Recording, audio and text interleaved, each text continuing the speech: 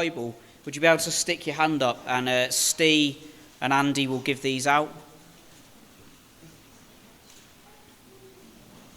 And the page number that you need is 188, so 188 if you've got a church Bible. If you haven't got a church Bible and you're having trouble finding it, it's kind of near the beginning of the Bible. So look at your contents page.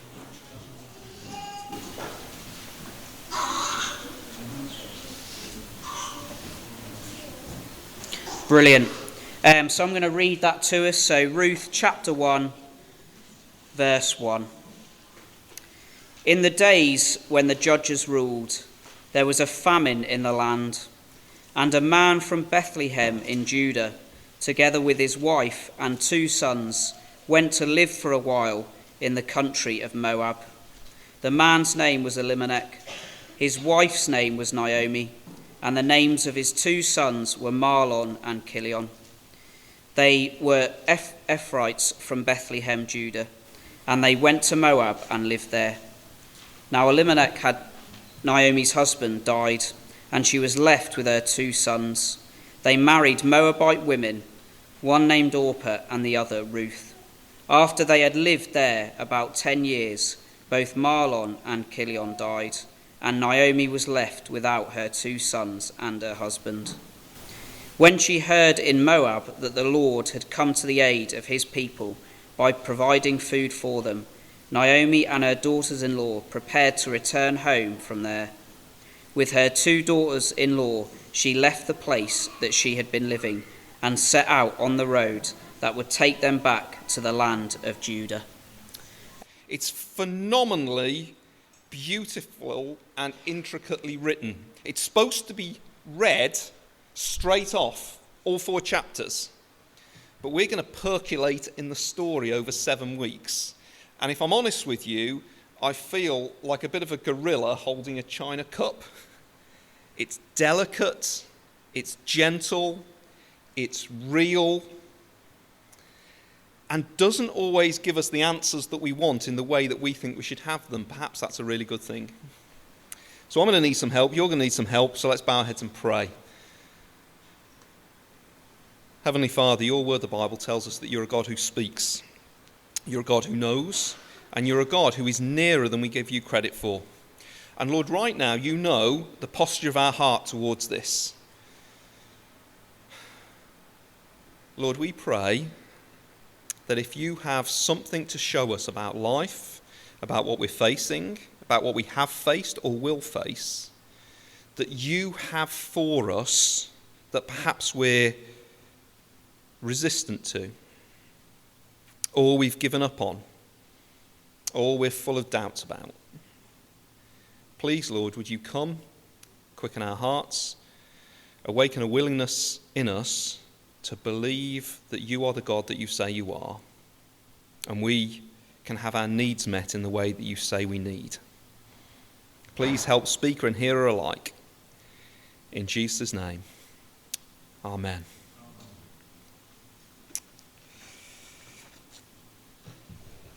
It's not unusual when I'm sitting down having a chat with people and they're talking about some of the hard things that they're trying to face in life that I'll simply just chuck out a question, something like this. Tell me, let me know, is your life panning out the way that you thought it would? What do you think they say? Anybody out there? What do you think they say? No. Is that your experience? Just track back through the last week, but maybe we need to go even further back. How do we make sense of what is going on in our lives? How do we figure out the ups and downs? Let's go theological on that and say, I can't always figure out what God is doing. Now, even by virtue of the fact that we ask that question, it tells us something about who we are as people. We are meaning makers. So we ask questions about life to try and figure out where the value is, or we say, I can't understand why this is happening, or we'll push it even more and we'll say, I can't even understand why this is happening to me? Or what is this going to mean for me? Have you had a conversation with somebody about that recently? I'll bet you have. And usually the first person you have a conversation with about that is yourself in your own head. Nobody has more influence on you than you do, because guess who you talk to the most? And round it goes in our head. We are people who want to make sense of what we're experiencing and the way that it is going. And so often, the way that it is going is not the way that we wish it had went. Am I right? Of course I am. Some of us look back on big markers in our life and think, really? Did that have to happen?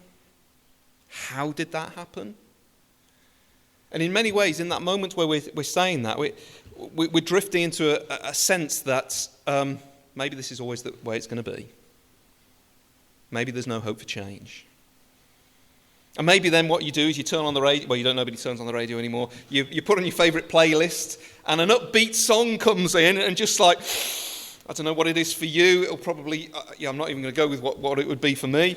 Too embarrassing. And suddenly you're just like, okay, forget that for a second. Yay! But has that made any difference at all? Now, I'm not saying that music isn't supposed to lift us. But is there more that can lift us? We've called this series in the book of Ruth. What can anybody remember? Some of you guys have seen the little flyer.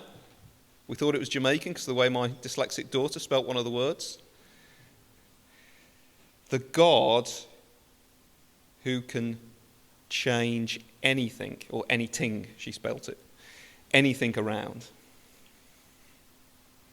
There are times in life where that just feels not true, am I right? And that's why I love this little story, because it tells me that all of your wondering and asking questions about what is going on in my life is not unimportant, because it tells us that the God of the Bible, the true God who made the heavens and the earth, who knows you better than you know yourself, who is the one who at the end of days will be left standing, the one whose rule is ultimate, and the movement of his powerful hand is always good, he's bothered about the details that you ask questions about. He hasn't overlooked it. This seemingly obscure and unimportant family, the details of that matter. And by the end of the story, they get taken up to a bigger story. That's not unimportant. So we're going to see one ordinary family, real people with real problems, and we get drawn into the story because of how gritty and real it is. And really, underneath, it's all about the hiddenness of God. To take the sorrows and the tragedies of this seemingly obscure family, the hiddenness of his hand, controlling the circumstances of our lives, and by the end of it, taking our little stories and tying them up into his big story. Now, we very, very, very rarely ask that or see that as even a possibility when we're at the point of sorrow, confusion, or things not going according to our plan. And that's why I love the book of Ruth, because it feels like that, because the Lord's name is only mentioned twice and never by the author. Once in chapter 1, and at the end of the story in chapter 2, but his hidden hand is directing everything in the life of this ordinary family towards a destination. And although we do not share the same postcode or century or culture, there is something in this for all of us about how a sovereign God is inviting us to be taken up and lifted up into his big story. And in fact, his big story is what ultimately will bring redemption and meaning and hope to each one of our little stories. Now, a lot of that sounds really obscure, doesn't it? High-level thought. So let's earth it in these first 7 verses. I love the way that this starts. Look down at chapter 1 and verse 1. In some of your versions it says, in the times of the judges. In mine it says, in the days of the judges. You know that every good story starts with a context, doesn't it?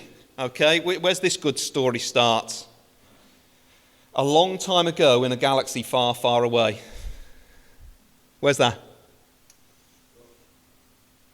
Are you lot half dead today? I know it's half term, but don't leave me hanging. Where's that from? Thank you. There is life. But the context is important, isn't it? All really good short stories about people's lives start somewhere. So how about this one?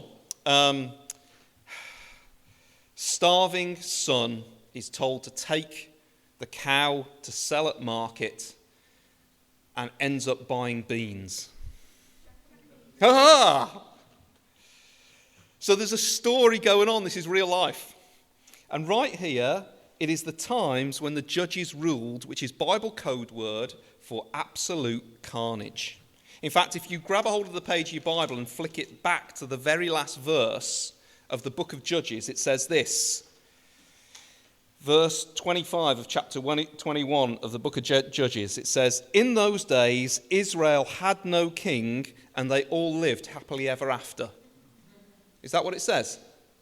No. Everybody did what was right in their own eyes. In other words, they lived according to their own set of rules. They cracked out on their own. They lived as if God wasn't there. Does any of that sound familiar? Everybody trying to write the story of their own life, and in the end, bloodshed, mess, brokenness, insecurity. And the book of Judges goes through this strange cycle where the people of God in the nation of Israel would turn back towards the Lord, and he would raise up a judge, basically not sort of like a judge with a wig, somebody who would be like a deliverer who would secure them. They'd say, "Oh, brilliant, we've got the good life now under this judge." The judge would die, the people would get old, the next generation would come, they'd forget the Lord, and everything would end up bad again. And progressively, the book of Judges is really not the thing to read if you're feeling miserable, because every judge is more corrupt and ruinous than the last. And if anything, it tells us, do not trust even in the best of men, because they cannot be the hero. And it was the time of the judges, and here we find this little family. Flip back to Ruth in chapter 1. It's the time when the judges ruled. There was a famine in the land. So in other words, we're at the bottom of one of those cycles. Now, I've never lived through a famine. But a famine is a lack of water which leads to a lack of food. This was at a point where there was no Morrison's round the corner. What you collected that day, what you could store and keep, that was not just your present but your future. They were hungry. There was no immediate answer. They didn't know where they would all get food. Things aren't looking good. This is just the bleakness of life in a world that is fallen and broken. There was a famine in the land, and a man from Bethlehem, and there's your first irony, the names are really important in there. Do you know what the word Bethlehem means? Christmas. No, the word Bethlehem means house of bread. The house of bread had become a breadless house. It's not looking good. Together with his wife and his 2 sons, went to live for a while in the country of Moab. The man's name was Elimelech, which means, God is my king. His wife's name was Naomi, which means pleasant. I suppose you could say sweetheart. Could you imagine the dream wedding? I mean, Naomi on her wedding day, she's pleasant, she's sweetheart. Her dashing husband is Elimelech, which means, God is my king. And on that day, they dreamt dreams. They're living in the house of bread. They're told that they're Ephrathites, which means that they're from old money. If you track through the Bible, they're descended from the gang of Caleb, who were the first ones to lead the way into the promised land. So they've got a name and a heritage and a place and a standing. Life is looking good. Their wedding photos would have been amazing, but now there is so much of a famine and life is so ruinous that they're looking for a way to try and turn things around. And what it says there, oh yeah, I should say about the sons, I think this is rather unfortunate. The 2 sons were Mahlon and Kilian, which basically means fragile, and it's difficult to translate, fragile and annihilation, or pretty much close to. The 2 sons were called sick and tired. It sort of gives you a little bit of the story, really, doesn't it? They were Ephrathites from Bethlehem in Judah, and again it says they went to Moab and lived there. Moab? Really? Now, you guys probably don't know the history, do you? But Moab and Israel, or Judah, they didn't get on. We first meet Moab way back in Genesis chapter 19, where the father of that nation was born out of an incestuous relationship. They worshipped the god Chemosh. There was blood feuds. The people of Moab would often hire prophets to bring down curses on the people of Judah. How bad does it have to get in Bethlehem that you would even consider leaving your heritage, leaving your name, leaving the place where you had grown up and moving to there? This is a little bit like imagine the Pope suddenly runs shy of a few dollars and he decides, oh no, I need to get out of Rome. Where shall I go? I know, Las Vegas, Sin City. It would have been a dangerous road and they would have been immigrants heading there. Now, the interesting thing is the quietness of the author on this. Even as I've said this, what are you thinking about their decision-making process? What do you think? One of his better days? What do you think?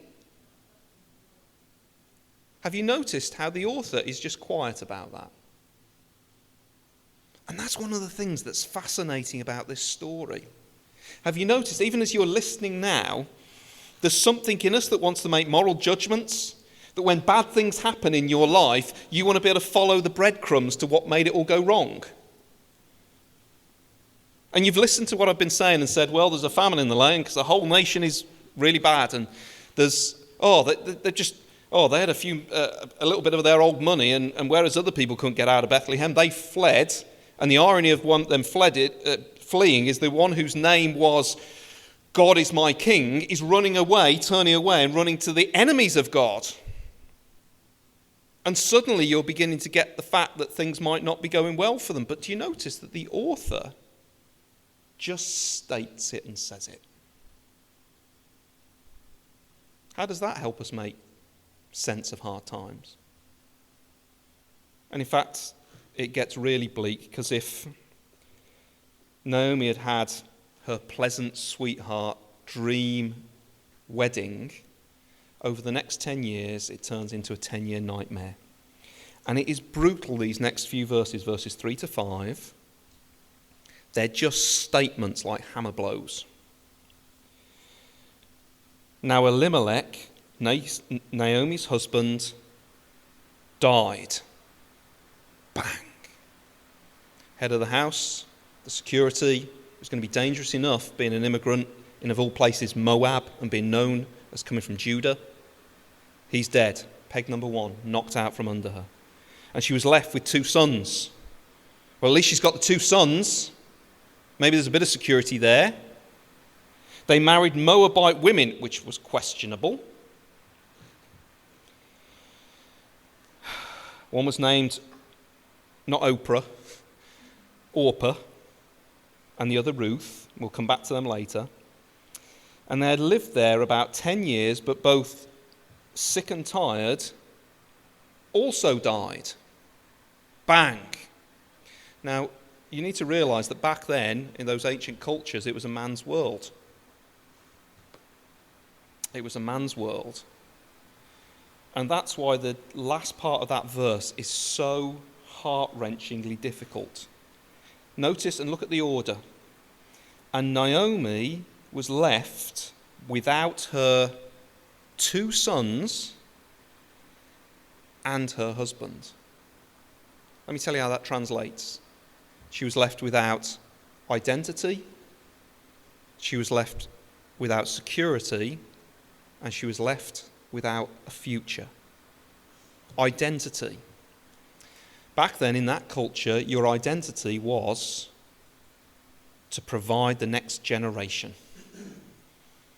You ask, and I was listening to a bit of audio about this recently, you ask certain people in a Western culture if there's some sort of, if the family falls overboard off a boat into the sea and you can only rescue one, who do you rescue?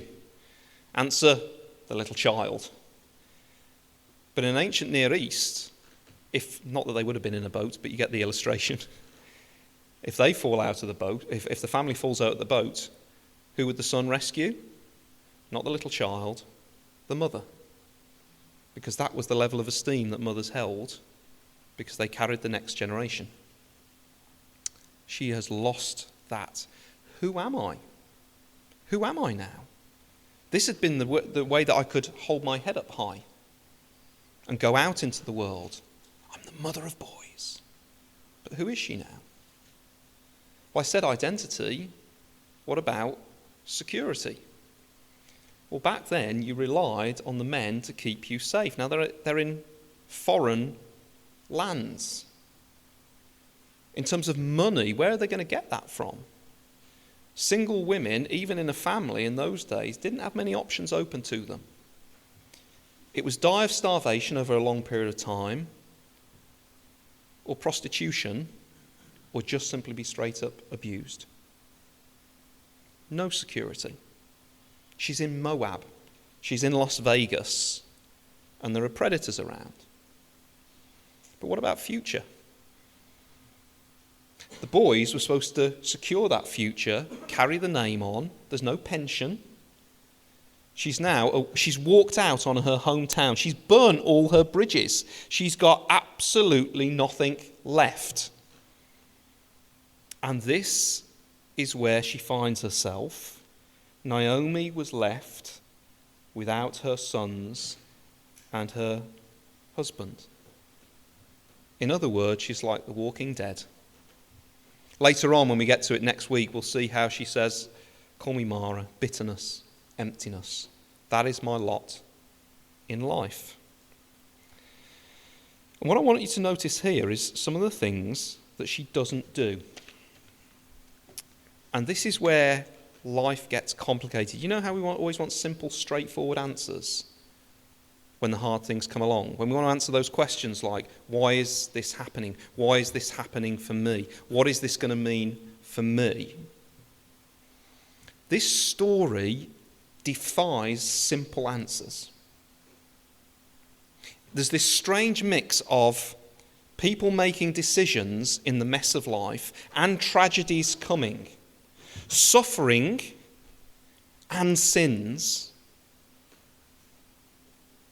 And we like to pull them apart and dissect them and put them into different columns. In the midst of this story, we don't always understand what's happening. Have you ever found that in your life when something hard's happening? You're just like, I just don't quite understand. Now, we live in the age of Google, which basically tells us that we should be able to understand everything. Can you give me a name of somebody in the Bible who had some things happening to him and he just hadn't got a clue what was going on? Who am I thinking of?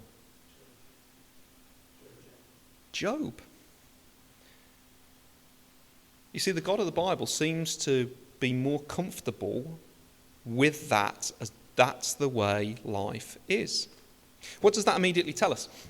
It immediately tells us that you want to be really careful about how you answer that question, why is this happening to me? Now, don't get me wrong, there are times when it is crystal clear. So, if you've got an exam tomorrow, and tonight you stay up gaming until 4 a.m, don't do any revision, and then it comes back that your result is nil point, you're kicked out, goodbye, end of. That's not a difficult one to connect together.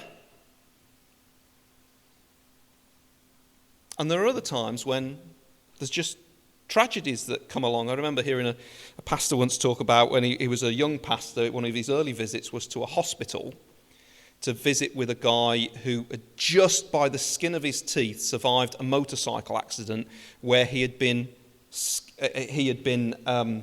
speeding terribly, and he'd wiped himself and somebody else out with that motorbike. The other person was dead. This guy was probably going to be in a wheelchair for the rest of his life. And the young pastor sits down to him and tries to offer him some spiritual comfort and encouragement. The guy is silent. And then after about half an hour, the guy who is trying to recover from these injuries, which is looking touch and go, having caused this massive accident, just turns to the pastor and says, "Why did God do this to me?"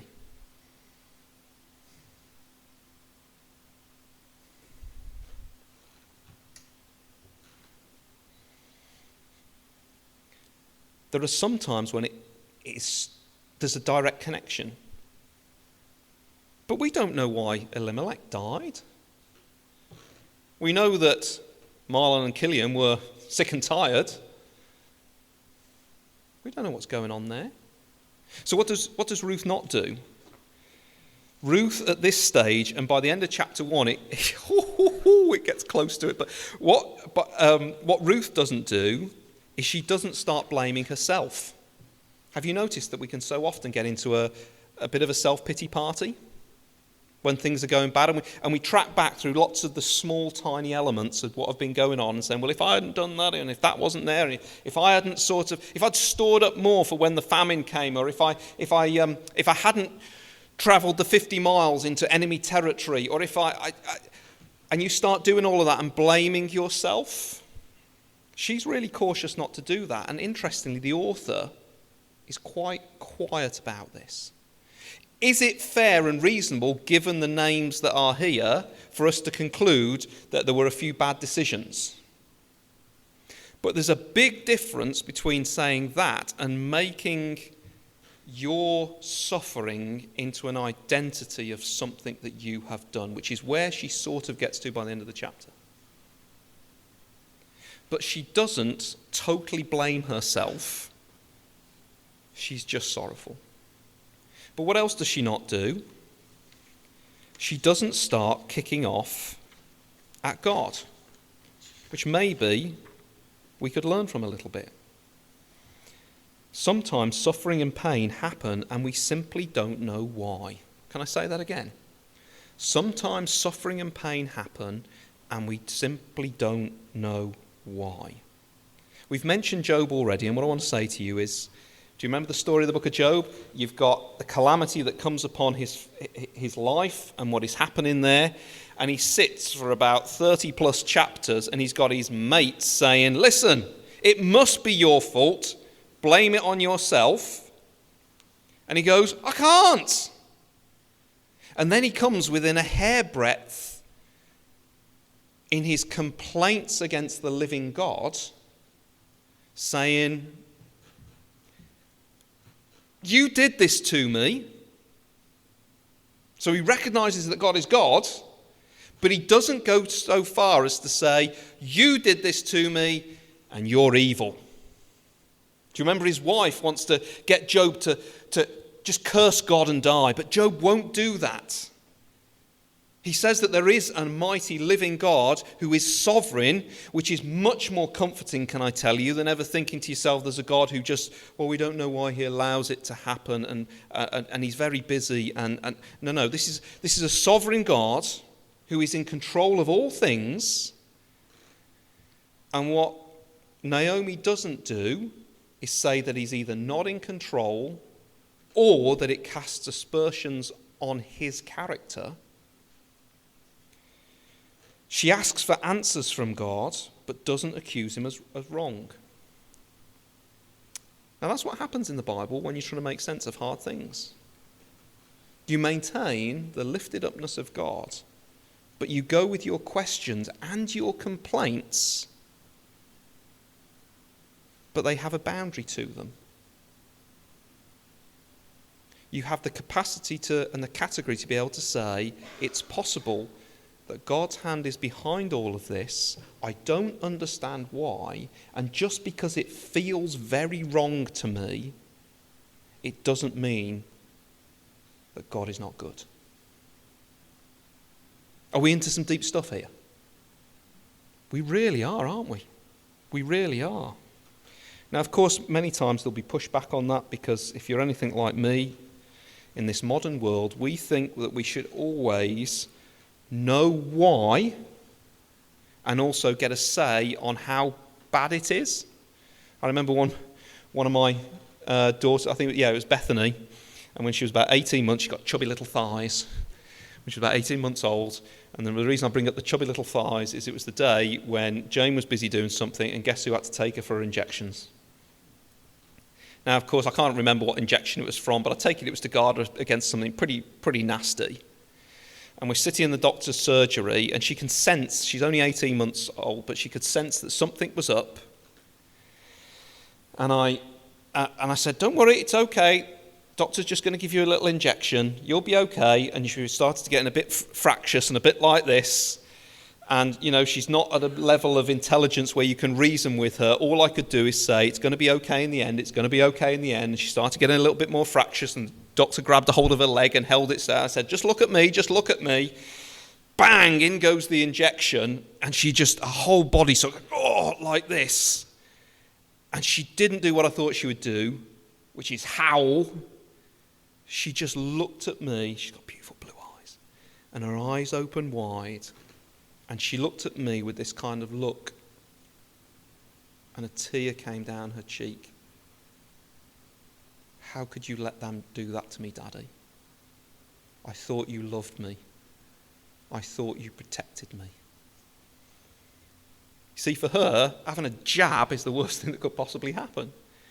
But at that age, when they're 18 months, do you have any conception at all that this thing could be used as part of a bigger picture in your future? Is there a bigger gap between me and Bethany at 18 months and me and the Lord now? And I like to think that I can know and see as he does. And so here we are, they're in the land of Moab, and I want to begin to wrap this up by telling you, I'll tell you something after. I want you to see where the story starts to turn. Because the place where Naomi is, with Ruth and Orpah there, is that there is no way this is going to end as anything other than a tragedy. There is no way that the sun is going to come up the next day. There is no way that there could be hope again. We are in a foreign land, nothing to rub together. Until verse 6. When she heard in Moab that the Lord had come to the aid of his people by providing food for them, Naomi and her daughters-in-law prepared to return home from there. With her 2 daughters-in-law, she left the place where she had been living and set out on the road that would take them back to the land of Judah. Notice that she heard something that she allowed to penetrate the self-talk. What did she hear? In one translation it says that the Lord had paid attention to his people's need. In another translation it says that the Lord had visited his people, because the Hebrew is difficult to translate. In another translation, the one that I've just read from, that the Lord had come to the aid of his people. What is in common with all of that? The Lord. Now this is his personal covenant name, a name that represents his character. It is one that has echoed for centuries down the nation's history, where the Lord said, I am who I am, and I will be who I will be. In other words, I am permanent, present reality, past, present, and future. Existence is defined by me. This is who I am. Oh, and by the way, this is what I do. What is it that he does? He moves towards. He visits his people. He comes to the aid. He gives attention to. This is who the God of the Bible is. Now, 10 minutes before she heard that news, where do you think her heart would have been, poor Naomi? Despairing, no chance. We don't know how the news came, but it reached the fields of Moab. And in that moment, everything changed, not because she believed the Disney promise. You know the Disney promise? Be optimistic just because there's hope in hope. That runs out after a while. Anybody ever been cynical here? Yeah, we speak people. We do that like graduate level. We know that life wears you down, so hope in hope, that's for kids. But in this moment, she dares. The news comes in of a God who sees, who visits, who meets needs, who comes to the aid of, and she dares for a second to hope. and her physical posture turns. In fact, what's the word there? Start with an R that's close to turns.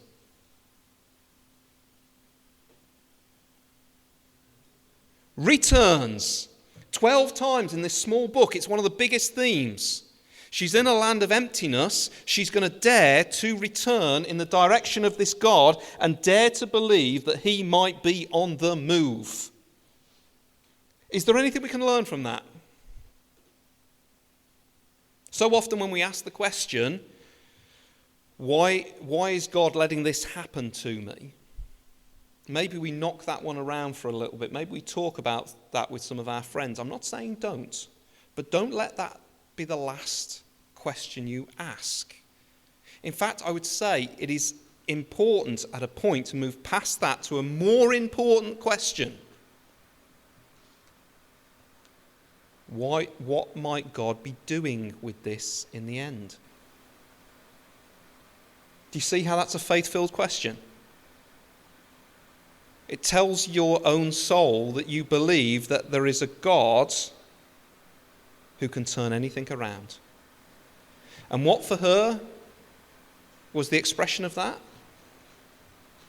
She set out with her daughters-in-law, the 50, 60-mile trudge through the Negev, which was a horrible place, back to a place to risk it all to be amongst the people of God. Can I tell you that when you've got big questions about what's going on in your life, how you're going to face the future, there is nothing more important than daring to believe that this God is a God who moves towards us to bring our stories to a different ending. I'm sitting amongst a gathering, or I'm standing here, and you guys are sitting amongst a gathering of people who have got countless little stories of how X happened and you thought it would mean Y, but in the end it took you somebody totally else. Because there is a God who is personally involved. He specialises in moving people from ruin that seems dominating and hopeless to redemption, from tragedy through to triumph. And if ever you doubt that, remember where she started looking towards. Where did she start walking back to? What's the name of the town? Bethlehem, the house of bread. Why is Bethlehem known to us? Because that was the ultimate place where God visited his people, came to give them aid, and paid attention to their need. Can you sense within me my resistance from moving any further forward in the story? I want to take you to every little point in this book, but I've got to let you sit in this one for a little while.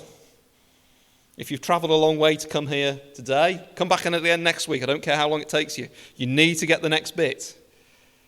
But for the moment, what are we supposed to do? Recognise that there is this strange complexity of trying to make sense of what it is we face in a world that seems so impersonal and cruel. But what does faith look like? Daring to lift your eyes up, to turn, to return, and say there is a God who lives, who comes to the aid of his people, who visits and meets with them. I wonder, Renelle, could you go and fetch Andy? Would that be all right? And so that will impact the way in which you talk to other people. When you're chatting through the difficult things of life, when people are asking the big questions, why hasn't my life turned out the way I thought it would? How could this possibly add up into a bigger story? What's the Lord doing? You're able to put your hands up and go, I don't know. I get asked this one all the time. What's the Lord doing here? Half the time, remember I got a degree in engineering. I like to be able to break it down and figure it all out. One of the greatest reliefs is being able to read in the scriptures to say, it's okay for me to say, I haven't got a clue why this is happening and why it's playing out. I don't quite know what it means. I can speculate, but at best it would be a guess, because most of the time you don't figure these things out until 10 years down the line. But I do want to slow down and consider, where might the Lord be taking this? And the direction will always be on the road towards Bethlehem, to know something more of his redemption, his grace, his presence, and his nearness. So with that in mind, we're going to sing. And the song we're going to sing talks about how we bless the Lord's name, whether it feels like things are working or whether they're not. The Lord gives and the Lord takes away. Blessed be his name.